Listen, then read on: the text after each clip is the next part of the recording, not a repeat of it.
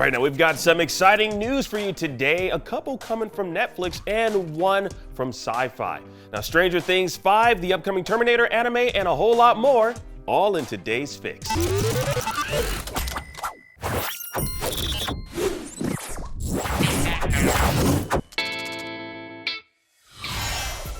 Now, late last year, we heard Netflix was working with both Skydance and Production I.G on a new animated series based on Terminator. Now we can finally see it in action in this trailer.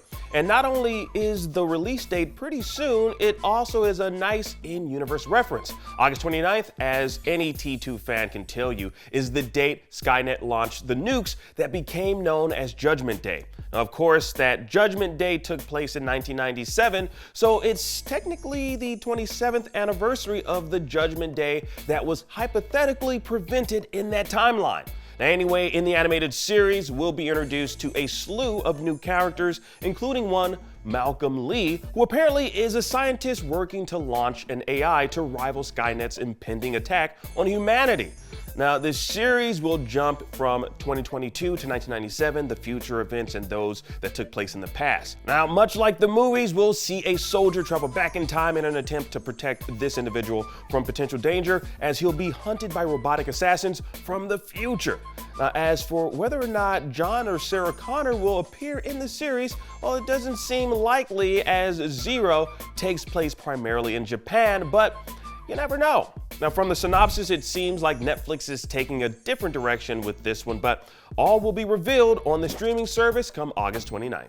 Now, in other Netflix news, Stranger Things is gearing up for its final season. Now, Netflix released this behind-the-scenes video of the final season with the cast in character.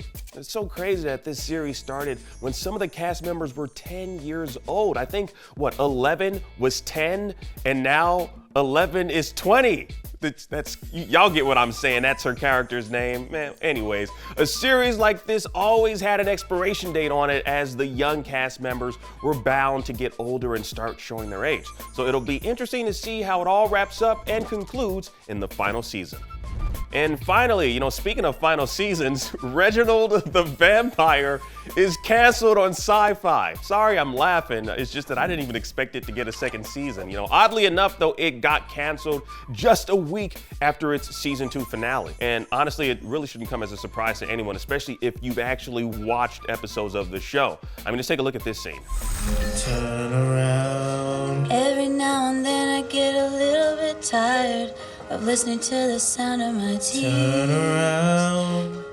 Yeah, man, that's some terrible harmonization there. But, I guess, it's part of the direction that he was given, they were given. It's just a very cringy show. I mean, take a look at this scene. You hamster, stop! My dad?